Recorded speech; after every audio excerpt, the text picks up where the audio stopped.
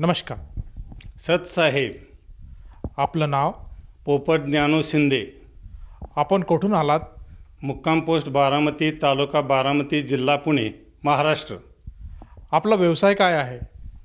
माजी मुख्याध्यापक, रयत शिक्षण संस्था, सातारा, महाराष्ट्र. संत रामपालजी महाराजांची गुरुदीक्षा आपण कधी घेतली? 8 ऑगस्ट 2019 रोजी घेतली. संत रामपालजी महाराजांची सद्भक्ती घेण्याअगोदर आपण व आपला परिवार कोणती भक्ती साधना करत होतात?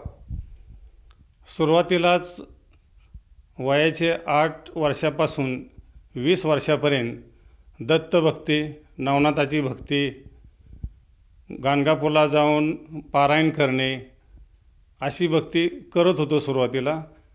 नंतर वयाच्या 21 वर्षापासून 30 वर्षापर्यंत साईबाबांच्या भक्तीमध्ये होतो.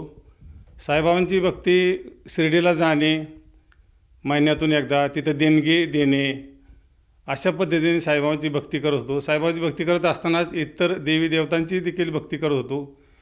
गुरु गोंदवलेकर महाराजांना केले होते. श्रीराम जयराम जय जयराम हा जप घेतलेला होता. तो जप सकाळ संध्याकाळी करत होतो. आणि हे जप चालू असतानाच शंकराची पूजा चालू होती. वर्षातून गणपती बसवला जात असे 10 दिवस. देवीचे व्रत देखील केले जायचे. सर्व देवी देवतांची भक्ती करून देखील मनाला शांती नव्हती. शंकराची भक्ती केली जायची. दररोज सकाळी उठल्याबरोबर 7 वाजता जाऊन पिंडीला पाणी घालणे, बेलफुल वाहणे, दुधाचा अभिषेक करणे, ते झाले की लगेच मारुतीला 11 प्रदक्षिणा घालणे, महिन्यातून अमावस्याला 11 नारळ मारुतीला चढवणे, शनिदेवाची पूजा करणे, हे सतत देवतांची पूजा करीत असे. सर, जसं तुम्ही सांगत आहात की आपण महाराष्ट्रामध्ये जी काही पारंपरिक भक्तिविधी आहेत ती करतच होतात. तर मला प्रामुख्याने असं विचारायचं आहे की ह्या भक्तिविधी करत असताना आपण संत रामपालजी महाराजांच्या ज्ञानाकडे कसे वळालात? 2016 साली भगतजी आले असताना मी त्या ठिकाणी शिक्षक म्हणून कार्यरत होतो. त्यावेळी त्यांनी मला ज्ञानगंगा हे पुस्तक दिले. ते ज्ञानगंगा 2016 साली पुस्तक घेतल्यानंतर मी 3 वर्ष प्रत्येक पान ना पान ज्ञानगंगा पुस्तकाचे वाचत होतो. त्यामध्ये मला बरंचसं ज्ञान संत रामपालजी महाराजांनी लिखित मला मिळाले. त्यामध्ये ब्रह्मा विष्णू महेश कोण आहेत, त्यांचे आईवडील कोण आहेत, मीराबाईला दिलेली दीक्षा, हनुमान बोध, असं बरंच प्रसंग त्या ठिकाणी मला त्या पुस्तकात वाचायला मिळाले. श्रीरासना त्या ठिकाणी सांगितलेले होते. कबीरांचे काशीमध्ये अवतरण, त्या ठिकाणी 120 वर्ष कबीर त्या ठिकाणी राहिले, दास म्हणून राहिले. आणि आठवडाभर ते कपडे विणायचे आणि आठवड्यानं कपडे विणल्यानंतर येणाऱ्या पैशाचे दानधर्म करत असे आणि पोटापुरतेच ठेवत असे. हे सर्व त्या ज्ञानगंगा लिखित संत रामपालजी महाराज लिखित त्या पुस्तकात मला पाहायला मिळाले. आणि मला ओढ लागली मनाला की मला संत रामपालजी महाराजांना भेटायचं आहे, त्यांच्याकडून गुरु करून घ्यायचं आहे, अशी सतत ओढ लागली. आणि नंतर 8 ऑगस्ट 2019ला प्रथम मंत्र घेतला आणि ह्या भक्तीमध्ये सतभक्तीमध्ये मी प्रवेश केला. सर, जसं तुम्ही आता उल्लेख केला की आपण एक निवृत्त मुख्याध्यापक आहात. तर मुख्याध्यापक म्हटला तर हा मुलांसाठी, विद्यार्थ्यांसाठी एक आदर्श असतो आणि तो आपल्या शिक्षणातून हेच सांगतो की माणसांनी कसं शिकायला पाहिजे, कसं जगायला पाहिजे. आणि शक्यतो आज म्हणजे जे काही शिक्षित लोक आहेत ते सद्भक्तीपासून लांब आहेत आणि त्यांची जी मानसिकता आहे त्यांना असं वाटतं की परमेश्वर कोणी नाही आणि आपण जे आहे शिक्षण हेच महत्त्वाचं आहे, सायन्स हेच महत्त्वाचं आहे, हे असं शिक्षण आपण देत असतो. परंतु आपण एक मुख्याध्यापक असतानासुद्धा संत रामपालजी महाराजांकडे कसे वळालात? संत रामपालजी महाराजांनी जे ज्ञानगंगा हे पुस्तक लिहिलेले आहे ते शास्त्रविधेनुसार लिहिलेलं आहे. आणि जगतमध्ये जे ज्ञान जे आहे किंवा ग्रंथ जे लिहिलेले आहेत ते शास्त्राला धरून लिहिलेले नाहीत. आणि संत रामपालजी महाराजांनी दिलेले ज्ञान आहे ते एकदम उचित आहे आणि मोक्ष मार्गावर नेणार आहे. तर जगत लोकांनी हे ज्ञान समजून घेतलं पाहिजे. आधी ज्ञानगंगा हे पुस्तक वाचलं पाहिजे. पुस्तक वाचल्यानंतर खरी भक्ती, सत्यभक्ती कोणती आहे हे आताच्या तरुण पिढीने किंवा आताच्या सज्ञान वर्गाने हे लक्षात घेतलं पाहिजे. सत्य ज्ञान कोणतं आहे आणि चुकीचं ज्ञान कोणतं आहे हे लक्षात घेऊन त्यांनी हे ज्ञानगंगा पुस्तक वाचावं आणि सद्भक्ती निवडावी आणि शास्त्रानुकूल जी संत रामपालजी महाराजांनी जी भक्ती सांगितलेली आहे ते समजून घेऊन ह्या भक्तीमध्ये यावे असे मला वाटतं. सर, जसं तुम्ही सांगितलं आहे की संत रामपालजी महाराज ते जे काही ज्ञान देत आहेत ते पूर्णपणे शास्त्रांच्या आधारावर आहेत आणि शास्त्रसुद्धा त्याला दुजोरा देत आहेत आणि हे तुम्हाला पटलं म्हणून आज आपण एक निवृत्त हेडमास्टर असूनसुद्धा संत रामपालजी महाराजांच्या शरणात आलात. तर मला असं विचारायचं आहे, जेव्हा आपण या सद्भक्तीमध्ये आलात त्यानंतर आपल्याला आपल्या जीवनामध्ये काय काय बदल आढळलेत? प्रथम मला फायदा झाला, बदल झाला ती मला मनशांती झाली. माझं मन जे इकडं तिकडं इथं सदा भटकत होतं, म्हणजे समजा प्रत्येक महिन्याला आठवड्याला मी सतत ह्या देवाला जा त्या देवाला जा, कुठंच मनशांती होत नव्हती. तर ती मनशांती एक माझी चांगल्या पद्धतीने झाली, मन स्थिर झालं, स्टेबल झालं. आणि दुसरा लाभ म्हणजे माझा उजवा गुडघा फारच दुखत होता आणि 3 वर्ष दुखत होता. मी हाडाचे दवाखाने बारामतीमधील सर्व दवाखाने केलेले होते, त्यांचा कुठलाच गुण येत नव्हता. नंतर फलटणला जोशी हॉस्पिटल आहे त्या ठिकाणी मी 50-60 हजार रुपये खर्च केले तरी गुडघा राहत नव्हता. तर जोशी डॉक्टरकडे असेच वर्षभर हेलपाटे केले, त्यांनी सांगितले 2.5 लाख रुपये खर्च येईल म्हणून. हे सद्भक्ती मिळाल्यानंतर म्हणजे गुडघा दुखायचा राहिला. ह्या सर्व संत रामपाल महाराजांची कृपा म्हणा, आशीर्वाद म्हणा, त्यांच्या आशीर्वादाने हे गुडघा दुखायचा पूर्ण बंद झालेला आहे. आता मी सक्षम आहे, चांगल्या पद्धतीने चालत असतो.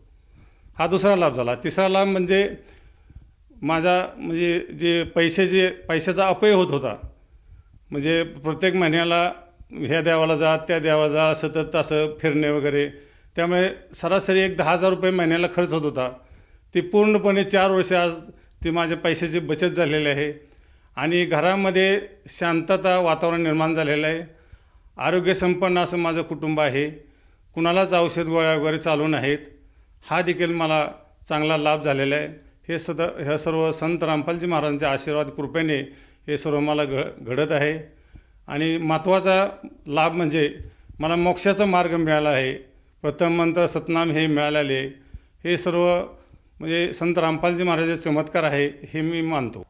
सर, आज समाजामध्ये अशी धारणा झाली आहे आणि असा काही आरोप लागला जातो संत रामपालजी महाराजांवर की संत रामपालजी महाराज हे त्यांच्या अनुयायांना अशी शिकवण देतात की ब्रह्मा विष्णू महेश हे जे काही हिंदू धर्माचे देवी देवता आहे यांची भक्ती करायला नको आणि त्यांच्यापासून ते साधकाला लांब नेतात.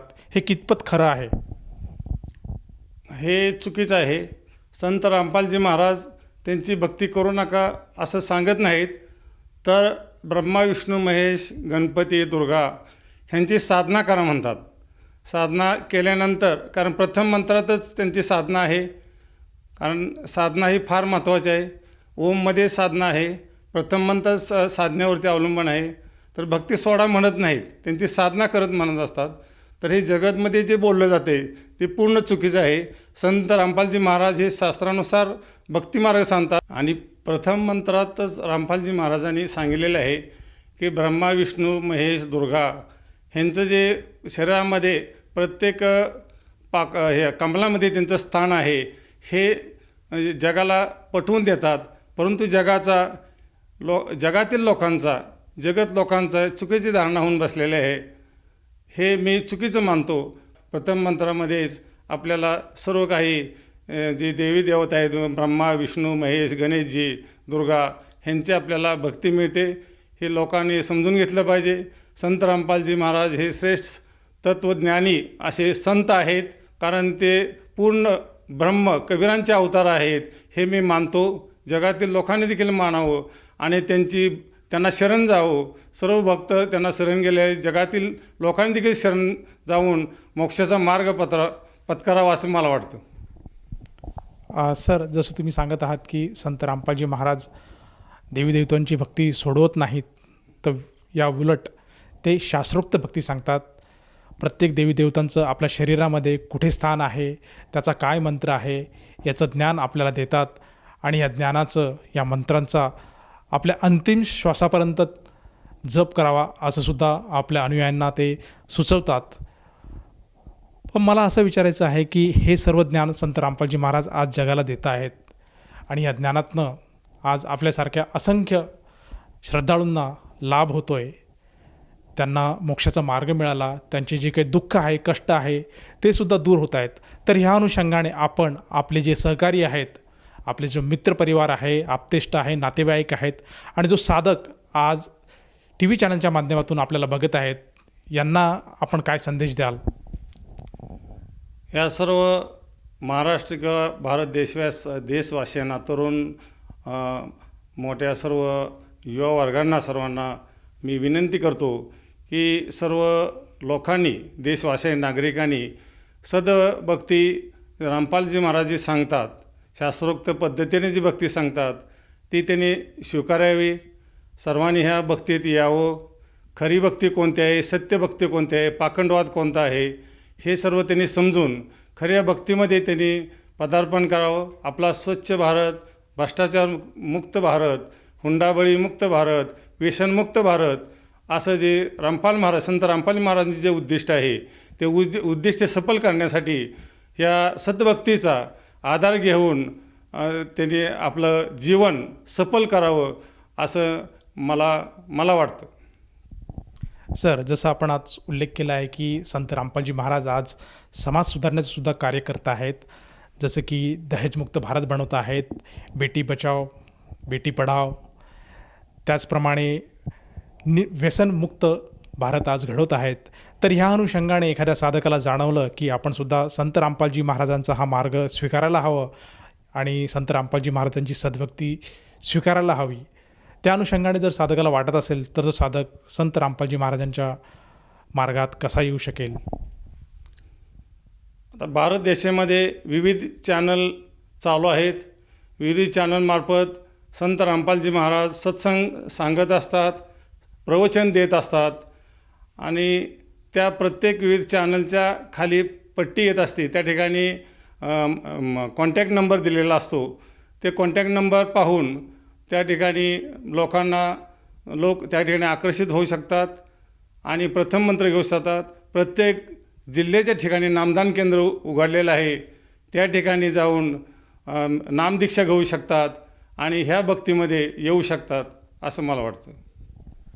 सर, जसं तुम्ही सांगत आहात की आज संत रामपालजी महाराजांच्या कृपेने जगभरात प्रत्येक जिल्ह्यामध्ये नामदान केंद्राची उभारणी केलेली आहे आणि आपल्या टी व्ही चॅनल्सवर जे काही नंबर फ्लॅश होत आहेत त्या नंबरवर साधकाने संपर्क साधला तर त्याला आपल्या जवळच्या नामदान केंद्राची माहिती मिळेल आणि तेथे जाऊन तो साधक संत रामपालजी महाराजांच्या गुरुदीक्षेमध्ये येऊ शकतो. तर मला असं विचारायचं आहे की या गुरुदीक्षेसाठी, या प्रक्रियेसाठी, या प्रोसेससाठी त्या साधकाला किती चार्ज लागतो? सद्भक्ती मिळण्यासाठी, नाम घेण्यासाठी निःशुल्क असं पैसे वगैरे घेतले जात नाहीत आणि उलट भक्त लोकांना एक माळ, पुस्तक हे दिले जातं आणि अशा पद्धतीने कुठलीही रक्कम न स्वीकारता निस्वार्थीपणाने त्या ठिकाणी नामदान दिलं जातं आणि प्रत्येक जिल्ह्यामध्ये नामदान केंद्र आहे. त्या ठिकाणी नामदान काम देण्याचं अविरात्रपणे काम चालू आहे. धन्यवाद. सतसाहेब. संपूर्ण विश्वामध्ये 500 पेक्षा जास्त नामदीक्षा केंद्र आहेत जिथे निशुल्क नामदीक्षा दिली जाते. निशुल्क नामदीक्षा प्राप्त करण्यासाठी आणि अधिक माहितीसाठी संपर्क करा 7030303951 7030303952. अद्वितीय आध्यात्मिक ज्ञान वाचण्यासाठी, पाहण्यासाठी आणि ऐकण्यासाठी संत रामपालजी महाराज ॲप अवश्य डाउनलोड करा किंवा आमची वेबसाईट www.jagatgururampalji.org वर विजिट करा. आम्हाला सोशल मीडियावर फॉलो करा. सर्व पवित्र धर्मांच्या पवित्र शास्त्रांवर आधारित प्रमाणित अनमोल पुस्तक ज्ञानगंगा किंवा जगण्याचा मार्ग यापैकी कोणतेही एक पुस्तक निशुल्क मागवण्यासाठी आपण आम्हाला आपले पूर्ण नाव, पूर्ण पत्ता, पिनकोड आणि फोन नंबरसह लिहून 7030303951 किंवा 7030303952 या नंबरवर SMS करू शकता किंवा 7030303950 या नंबरवर व्हॉट्सअप देखील करू शकता.